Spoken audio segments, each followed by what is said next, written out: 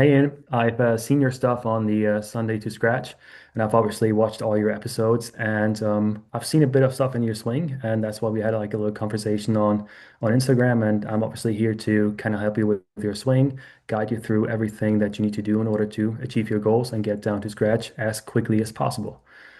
Dude, that would be like so much help for real. I know that my swing has kind of faded over the years. My Yeah. experience with golf was I started about 14 years old and I did the whole junior circuit for about 3 years. I had a coach, but it was, I wasn't taking it very seriously. It was just a game that I could play with my dad. So for us to just be hanging out and it was nice like back then.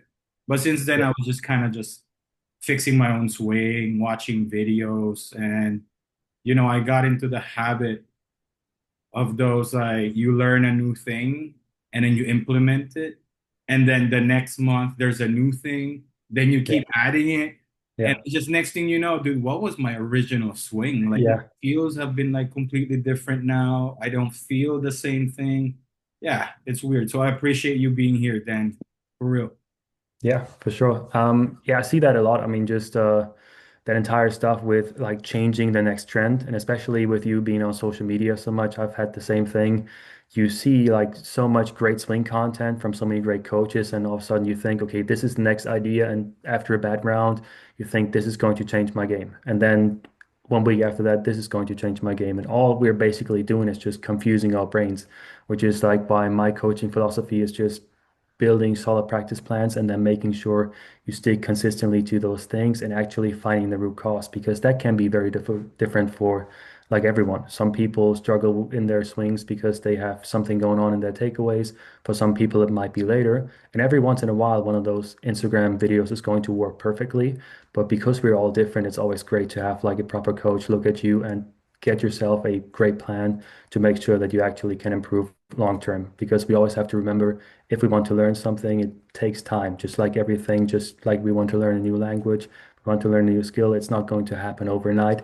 And those quick fixes, unfortunately, they just don't exist. When you sent over your swings, we could see like a bunch of stuff that was already really, really good. I mean, obviously, from you being a junior golfer and doing like so much good stuff, we can already see that many good patterns are still in that swing. But obviously, from watching your videos and also from chatting to you back and forth on Instagram, we could see that there were some things that you were struggling with. Wow, look at that. The club face is like, dude, Yeah, it's really, really close. Yeah, I can put pancakes on that thing, serve breakfast. Jesus.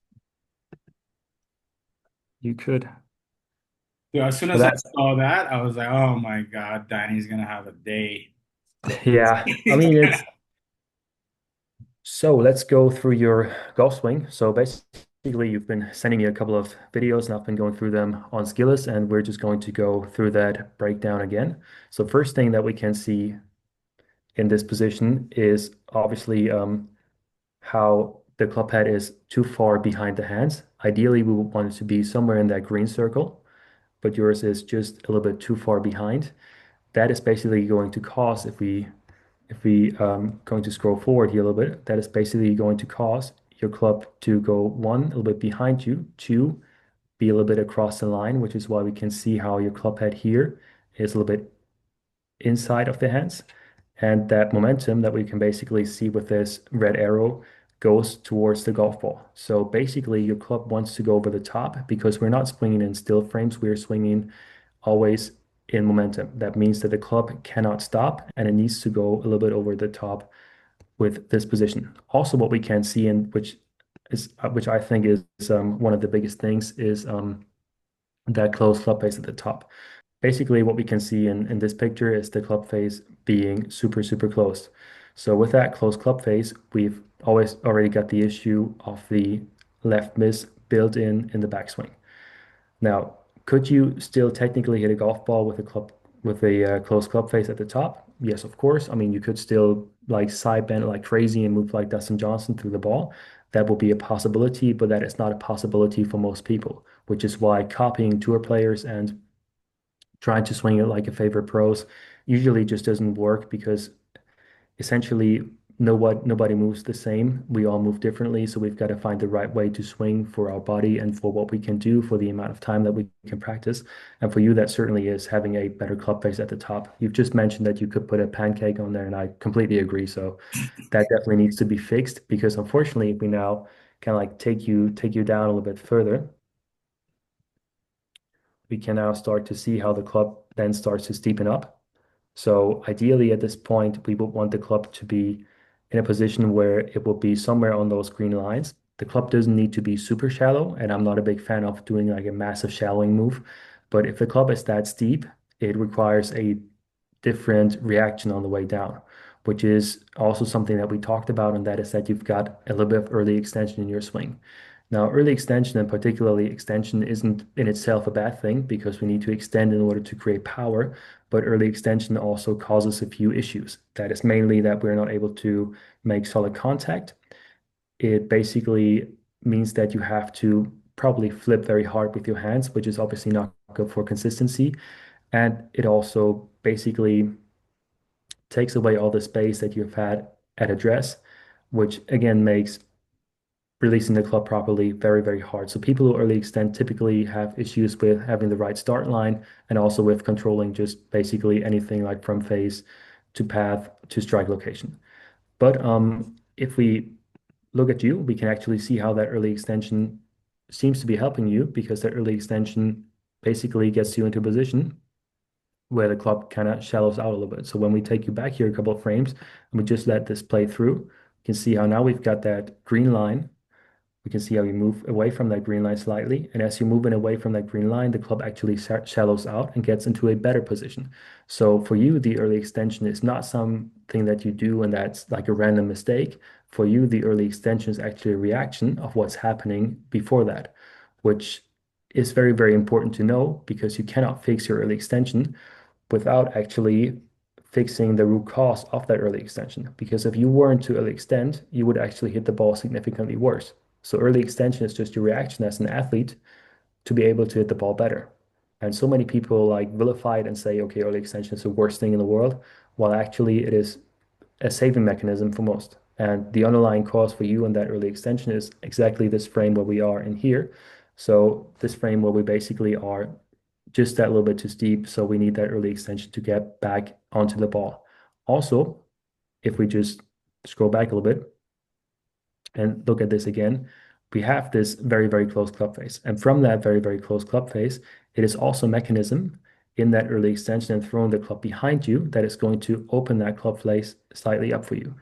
But unfortunately, that is also a reason why you've got your left miss because now we've got a close club face that we're trying to open that leaves us very, very susceptible for a huge right miss. But also because the club is now way too far behind you, if you start flipping the hands a little bit, which is your way of going through the ball, then we're going to hit the ball way left. So basically, with the driver, we now are looking not only at a left miss, we are also looking at a right miss, and you basically lose a lot of confidence because you don't know what's going to happen off the tee. And it's normal to have a two-way miss, but with the way that you're swinging it, that two-way miss is going to be so big that you'll have many drives that probably won't be in play. And obviously, as a good player, you're very good at compensating that. But if you want to go from being a good player to being a great player, you need to have a technique that supports you and not a technique that holds you back and requires you, especially under pressure, to execute. Because it's one thing to do it on the range in a controlled environment, but it's an entirely different thing if you want to do it on the course and in tournament pressure. And especially when you want to get into that, scratch handicap level, there basically the dudes who are at a zero handicap or even better, they just make significantly less mistakes. They can't hit the ball 450. They're basically hitting it similar to how you hit it, but they make way less mistakes. So here we've got the two different shot shapes for anyone who might not know what like a pull hook or a push slice is. So pull hook would start left and curve left. A push slice would start right and curve right. And we've got this obviously green arrow. That's the one that we all want, that one that goes straight through the middle. Mm-hmm. So if we now start to take you slightly further, we can now see how the club starts exiting here. And with most great players, we can see how the club starts exiting a little bit lower. So in your case, we can see how the club kind of like go through your left ear, which is again an indicator for being very, very under the plane. just before impact, and then having to try to swing it way out to the right in order probably also for you to try to start it right, which is actually going to make the entire thing even worse. And then we can just see basically this image is again a result of what happened before it. And that's always something that we've got to take a look at because the swing basically always has a foundation and everything that comes after that doesn't really matter. And most people just try to like fix the swing with band-aids and they just try to fix the symptoms. They don't try to fix the root cause of the issue. It's like with an illness. If someone is ill, you want to find the root cause. Why is he ill? You don't just want to say, okay, I'm just going to give you ibuprofen every single day and hope you just don't complain about the pain as much. And that is what we have to do in the golf swing. So we found those like few key things in your swing, which is we need to eliminate that inside takeaway. We need to make sure that we get the club into a better spot up top with a more open club face, a less closed club face. And then we need to make sure that you shallow the club out a little bit more in transition, which is also going to naturally occur if we move the club into a better spot at the top. And from there, you will be much less likely to early extend because there's no reason for you to early extend. And everything through the shot is going to clean up. We are going to get rid of those left misses. We're going to get rid of those right misses. And we're just going to make you overall a much better driver and most of all, a much more confident driver. So what we can see here as a result is basically how your club is exiting very, very high. And that is obviously a result of everything that has happened before. So we've got this high exit because the club was too far under the plane on the way down. And that is why we're now too far over the plane on the way up. So basically, we've got these two lines in there. We've got the red line and we've got the green line. And on the red line, you can obviously see it's your club. And on the green line, which is where we would see most professionals, so the club tends to go somewhere exactly like through the lead shoulder. This is not really a bad position in terms. This is just a result of everything that has happened before. And this is why you sometimes need to be really, really careful with looking at just those Instagram tips because sometimes they just show us how there's a position and how we can fix that position, but sometimes that position in itself isn't an issue at all. Like you can't fix your early extension and you cannot fix your high exit because those are not the root causes of your issue. Your early extension is actually what helps you to play better golf. If you were to just say, I want to fix my early extension and just like take a chair or take your golf bags and put it behind your backside and just try to stay on it for as long as possible, you actually wouldn't be able to get rid of it. And you probably hit the ball out worse because right now the early extension, that high exit is what helps you to hit the ball better and not what makes you worse. So it's a necessary reaction for you as an athlete to be able to hit the ball as good as possible. We can actually see how you do have a tendency to move off the golf ball a lot. So I've put in these two lines just for us to kind of see, how you move your pelvis. And what we want to do from the face-on perspective is we always want to make sure that we do have a slight initial push to the right. That is a great thing because that only helps us to make our golf swing a little bit more athletic. That also helps us to be able to use the ground more efficiently. However, what happens in your cause with that sway is that you don't only sway too much, you also sway for far too long. And what that basically does, it interferes with how we can use the ground properly. So if we look at the best golfers in the world, they have a small push to the trail side, and then we can see that they start to recenter very, very soon. In your case, we can see how you do shift off the ball a lot, and then we don't really have any recentering happening. So you stay off the ball, you do also move off the ball too far, but then also you don't move back on top of it early enough. And then the ground reaction forces, as the name says, they are reaction forces, so they are merely reactions of what's happening before that. They cannot work properly in the same order, and so your sequencing is off, your swing won't be as efficient, and you will be very unlikely to get the most out of your body.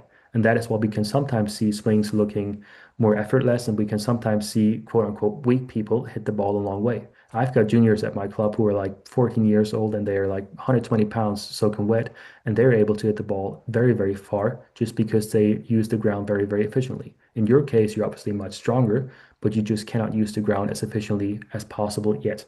And here is the perfect frame where we can see you've moved off the ball significantly, and it's going to be a very, very long way for you to move back on the ball. We can see how far your pelvis is off that initial line, that initial green line, and now it's just trying to play catch up on the way down.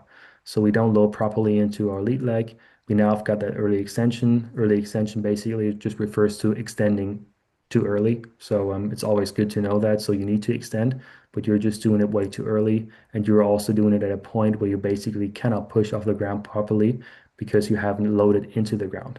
And also here at this point is also like a great other like reference point for you, especially if you're filming yourself. If the club head also points at the sky from this spot, you can basically already tell that it's going to be very, very close. So this entire move where you move off the ball too much just like entirely throws basically if we want to call that energy production system in the golf swing, it just entirely throws it off and just makes it very, very hard for you to create speed and also be able to move well through the golf ball. And people who move well through the golf ball don't move off as much as you do. They move off a little bit to initiate the swing, but then the recentering starts fairly early and it usually starts right after that initial takeaway phase. And if we can do that, and if we manage to get you into a better spot, we will be able to not only hit the ball much straighter, which is obviously a big goal, but we will also be able to hit the ball longer and we will be able to make better contact without basically having to change the entire way that you move. This is just about making your swing more efficient long term and making you move better long term so we can create the power that we need to get down to a scratch handicap because we have to remember the more speed that we can generate, the higher technically our potential is. If you were to say, I want to play on the PGA Tour, if we've got somebody who comes to us as coaches and says, I want to play on the PGA Tour, but he swings the club at 80 miles per hour, we can say, you don't have any chance of playing on the PGA Tour. Tiger Woods with 30 yards less wouldn't be Tiger Woods. Maybe if he would be really lucky, he'd still be on the PGA Tour, but he would for sure not have won as many tournaments as he have. And I would be very, very sure that he probably wouldn't have won any tournaments at all because, power is so important, not just in today's game, but also in the past decade. So we just really need to make sure that we optimize your swing from a biomechanical standpoint to make sure that you move better, to make sure that you move more efficiently, that you stay healthy. And then also, obviously, from the downline perspective, that we need to make your swing geometrically a little bit better. So we need to make sure that the lines are looking good. We need to make sure that the club face is doing what it's supposed to be doing. And if we match those things up, we'll be able to create a golf swing that is just going to function a lot better. And we're going to create a golf swing that stacks the odds in your favor. And in all the golfers I've helped to transform, and I've had plenty of people who drop like from 15 to 5 handicaps, and I've had plenty of people to get down to scratch as well. And all the people who did that very successfully just stayed very diligent with a very, very simple plan.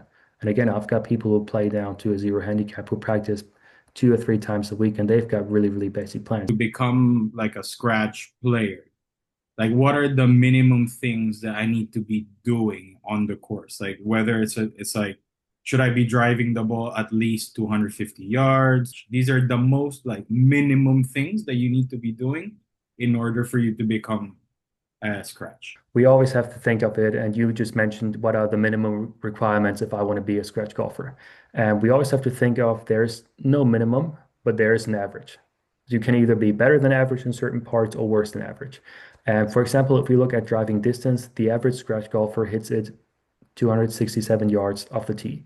Now, 267 yards doesn't necessarily sound like much to most golfers, but doing that consistently is actually not an easy task because that is not our best drive on dry fairways downhill. That is just the average drive, and depending on where you play, that is actually a pretty long drive. If we remember that the average distance on the PGA Tour is just about 30 yards further, so it's actually not as far away from that. But if we just like do an experiment and we say, okay, you can't hit the ball that far, you hit the ball a bit shorter. Let's say you only hit it 250. You're going to lose roughly zero point 0.2 strokes every single time you hit the ball.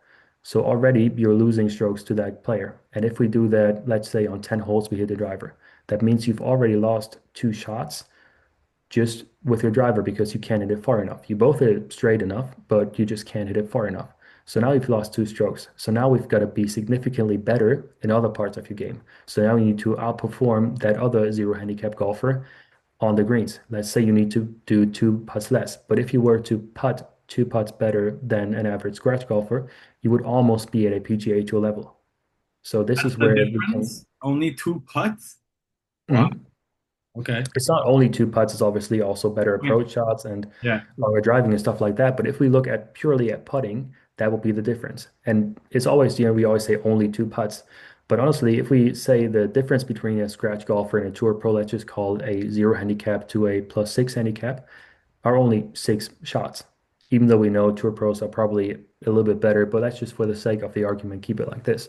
So they are 2 shots better at just at putting. They're also hitting the ball significantly further. So they will also gain, let's say, another 2.5 shots to 3 shots at least with their drivers. They're also much better with their approach shots. So this is where they also gain another 2 shots. But it's always those like marginal gains that accumulate over an entire golf rounds. Just wanted to ask, like, because you were very specific on two types of practice, right? One was the Mhm. performance practice, and then the other one was, Yep. I'm just gonna call it like mechanical practice. Mhm. Yep. You're trying to fine tune a technique that you're trying to learn or a swing, a new swing.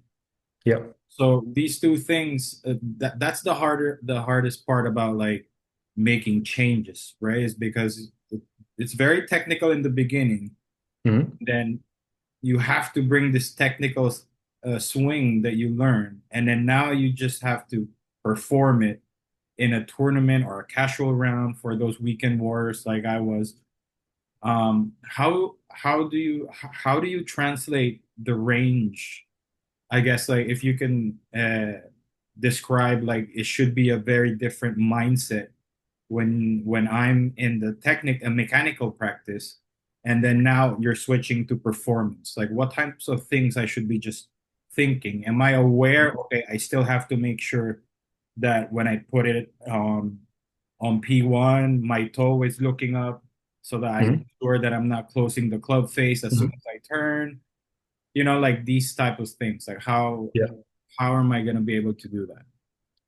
Well, basically, if we look at, you know, mechanical versus performance practice or technical versus performance practice, and also how can we take that to the course, that's obviously, one of the most important questions. And I feel like that question already starts with you don't take your range game to the course, you practice on the range so you can take it to the course. So what you need to do in practice is you need to look what is the task at hand. So if the task at hand, for example, is I want to improve my takeaway, then the only focus is the takeaway for those 20 balls. And once you're done with that task, you can switch to the next task. And that might be how can I get as many balls as possible in the fairway? And that is a very, very different task. Of course, long term, a better golf swing is going to help you to put more balls in the fairway. But when you're on, let's say 16, you've got water left, it doesn't matter. Like it doesn't matter. Your golf swing in that moment matters way less than you think. You need to be able to get through your process the right way. And when you are basically separating your technical practice from performance practice, especially in the beginning of like trying to change your swing, it is the best thing that you can do because you learn how to basically work on your swing without judging your performance because there are no performance goals. And then when you switch to performance, you learn how to not worry about your swing too much because we only worry about performance. Because what we can typically see on the golf course happening is players, when they start to get a little bit nervous, they tend to get faster. They tend to not go through their routines. They tend to all of a sudden not aim the right way because they don't go through their routines. So I feel like just to like make it very short, when you do technical practice, only worry about your task, and that is improving whatever it is. Let's say the takeaway, the closing of the face, that swaying. So that's all in the technical practice. In performance practice, you only worry about performance. So what is my routine doing? You can have one swing thought if you want to, but nothing too mechanical. So you can have like a little like takeaway rehearsal if you want to, where you check, are my hands more in this position, whatever, where am I twisting the club? That's perfectly fine, but you do just work on performance. And when you go out to the golf course, you can have a feel. If you like to have a feel, go ahead with it. If you like to have a swing thought, perfect, but not have 15 different swing thoughts. I mean, that is the most important part to get it on the course. That's gonna be hard. Yeah, I mean, it's so quick, and that's literally the way that you get frustrated and the way that you all of a sudden start to search again. Because once you think, I need to take everything to the course right now, that is where frustration sets in. Because you play a bad tournament, all of a sudden you're like, Danny, what the fuck? Why do I play a bad tournament? I can't play a bad tournament, and the swing change is not working. And then I'm going to tell you, you can't work on your swing while you're in a tournament.